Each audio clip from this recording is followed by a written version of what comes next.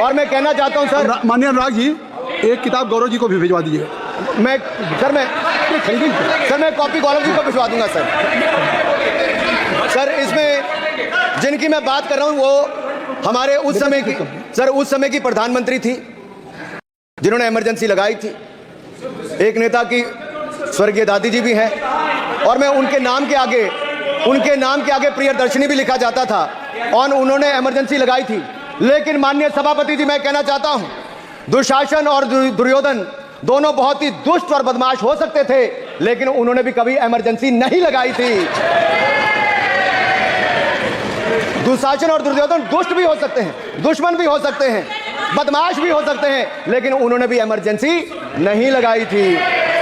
Sir पूरे उपन्यास में 74 बार कौरव और कौरव पार्टी की चर्चा हुई, हर एक में कांग्रेस का चरित्र झलकता है। राहुल जी सदन में हजारों साल पूर्व हुए महाभारत की कहानी सुना रहे थे, मगर उनकी अपनी पार्टी के पढ़े लिखे एक विद्वान पूर्व मंत्री और सांसद आज के महाभारत की कहानी लिखते हुए बताते हैं कि कौन कौरव था, कौन शकुनी था, कौन धृतराष्ट्र था, कौन दुशासन था, कौन दुर्योधन था, कौन कर्ण था। जरूर पढ़िएगा, सबके किरदार उसी में मिलने वाले हैं। और शायद जिस समय शशि थरूर जी लिख रहे थे उस समय आपका टैलेंट इनको पता नहीं था, नहीं तो 100 पन्ने तो आप पे ही लिख देते साहब। आप चाहते कार्रवाई हो जाए। माननीय सभापति जी,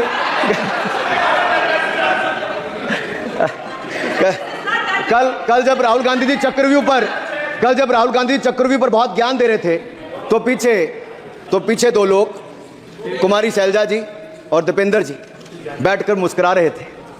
अब शायद राहुल जी वो पीछे हंस तो रहे थे, लेकिन आप एक बात जरूर कर लीजिए, चक्रव्यूह के परिप्रेक्ष्य में इन दोनों से बेहतर कौन बता सकता है? हरियाणा के चुनाव आने वाले हैं, जान लीजिए कि कौन शकुनी है और कौन अभिमन्यु है, नहीं तो बहुत देर हो जाएगी। आपको एक और सुझाव है और मैं इतना जरूर कहूंगा, आपने तो कई सारे चक्रव्यूह बनाने का काम किया सर, और जब उस समय किशोर अभिमन्यु पर कौरवों ने युद्ध नीति के विपरीत जाकर प्रहार किया था, तो मैं कुछ कहना चाहता हूं। इतने में पुत्र दुशासन ने पीछे सा था वार किया, निष्प्राण हुए एक गदा से सिर पर था प्रहार किया। मां धरती की गोद में वह आंख मूंद कर सो गया, अंबर का तेजस्वी तारा धूमकेतु सा खो गया, लेकिन कोई तारे का तेज फीका नहीं कर सकता, वीर गति पाकर अमर हुआ हो कभी नहीं मर सकता है।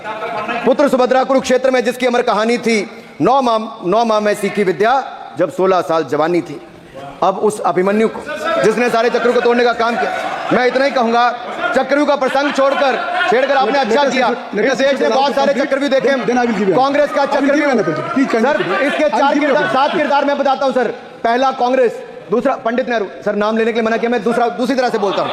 पहला कांग्रेस, दूसरे पहले प्रधानमंत्री एनजी, फिर तीसरा किरदार आईजी पूर्व प्रधानमंत्री, चौथा RG1 उस समय के प्रधानमंत्री, 5वां SG, 6वां RG2 और 7वां आप सब जानते ही हैं। आप समझदार हैं, समझ गए होंगे सर। पहले चक्रव्यूह ने देश को विभाजन कराया, और दूसरे जो एनजी उन्होंने देश को कश्मीर की समस्या दी और चीनियों को भारत की भूमि सौगात में दी, सर। तीसरे चक्रव्यूह आईजी ने, पूर्व प्रधानमंत्री आईजी ने देश को आपातकाल दिया, इमरजेंसी दी और पंजाब में अशांति दी। चौथे जो RG1 है, RG1 ने बोफोर दिया और सिखों का निस्सहार किया। पांचवें जो ऐसी हैं, उन्होंने सनातन धर्म परंपरा के प्रति नफरत का नैरेटिव बनाया, 12 लाख के करोड़ के घोटालों को संरक्षण प्रदान किया, देश की आर्थिक अर्थव्यवस्था को भंवर जाल में फंसाया। और छठे ठहरे आप, जिन्होंने पिछले 15 सालों में देश की राजनीति, संसदीय परंपरा और संस्कृति को इतना नुकसान पहुंचाया जितने कि ये बाकी 6 मिलकर चक्रव्यूह एक साथ मिलकर भी नहीं कर पाए। और रही 7वीं, उनका मैं नाम नहीं लूंगा, मैं इतना ही कहूंगा सभापति जी, 7 चक्रव्यूह ने मिलकर देश को गरीबी, भूखमरी, आतंकवाद, कट्टरवाद जैसे अनगिनत दुष्चक्रों में फंसा दिया था। देश को हमने इन आपके दुष्चक्रों से बचाया है, आजाद कराया और माननीय प्रधानमंत्री मोदी जी के नेतृत्व में विकास रथ को आगे बढ़ाया।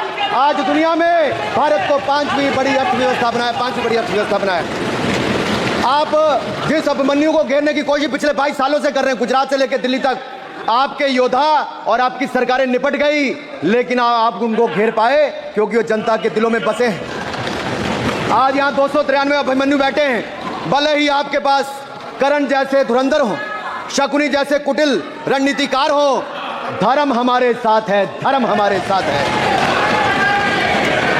भले ही आपके पास नारायणी सेना हो, लेकिन स्वयं भगवान कृष्ण हमारे साथ है, स्वयं भगवान कृष्ण हमारे साथ है।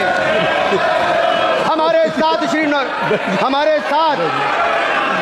साथ श्री रघुनाथ तो किस बात की चिंता शरण में दिखाया।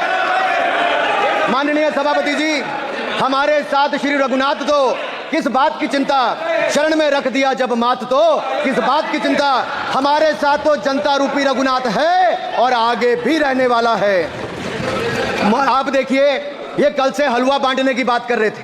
अध्यक्ष महोदय, झूठ के पैर नहीं होते, ये झूठ अक्सर कांग्रेसियों के कंधे पर सवार होकर सैर करते हैं, जैसे मदारी के कंधे। सर इसको देख लीजिए। माननीय सभापति जी, झूठ सब के बजाय आप असत्य कहें, झूठ असंसदीय है, उसको हम कार्रवाई का हिस्सा नहीं है। असत्य कहें। माननीय सभापति जी, I have already given ruling, mister Venugopal, I have given ruling, please. माननीय सभापति, असत्य के पैर नहीं होते, असत्य के पैर नहीं होते, और ये असत्य अक्सर कांग्रेसियों के कंधे पर सवार होकर सैर करता है। जैसे मदारी के कंधे पर बंदर होता है, वैसे ही राहुल जी के कंधे पर झूठ का बंडल होता है। जैसे मदारी के कंधे पर बंदर होता है, वैसे ही राहुल जी के कंधे पर झूठ का बंडल होता है, जिसे वो रोज यहाँ परोसते हैं ये बजट पर, सदन पर।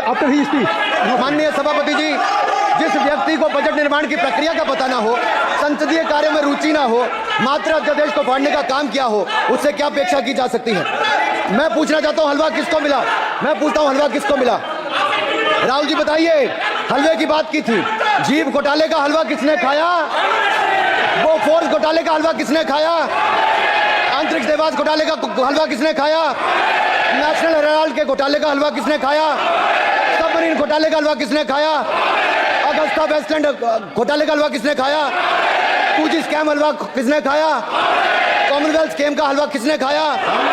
कोयला घोटाले का हलवा किसने खाया? वाल्मीकि योजना घोटाले का हलवा किसने खाया? चारा घोटाले का हलवा किसने खाया? यूरिया स्कैम का हलवा किसने खाया? राहुल जी, हलवा मीठा था या फीका? माननीय सभापति जी, कुछ लोग ओबीसी की बात करते हैं। मैं ये कहता हूं, इनके लिए ओबीसी है। गौरव सुनिए, गौरव बड़ा इंपॉर्टेंट है। आप कैन यू एड्रेस द माननीय सर, इनके लिए ओबीसी का मतलब है only for brother in law commission, only for brother in law commission. और only for brother in law commission के लिए काम करने वाली पार्टी अदर बैकवर्ड कास्ट की बात करती है, तो आर्मी को भी पंखे के साथ लटकर आत्महत्या कर लेनी चाहिए। मतलब जिस पार्टी ने अपने पार्टी के अध्यक्ष जो एक पिछड़े वंचित समाज से आते थे, उनको धोती से खींचकर पार्टी से बाहर निकाल दिया हो, उसके शहजादे हमें ज्ञान बांट रहे। अरे साहब, इनको पहले तो एलओपी का मतलब समझना पड़ेगा। ये लीडर ऑफ प्रोपेगेंडा नहीं, लीडर ऑफ ऑपोजिशन है। इसका मतलब लीडर ऑफ ऑपोजिशन है। सर, ये leader can you listen me माननीय अध्यक्ष जी, माननीय अध्यक्ष जी, जवाब आपको दे रहा हूं। माननीय सभापति जी, माननीय मंत्री जी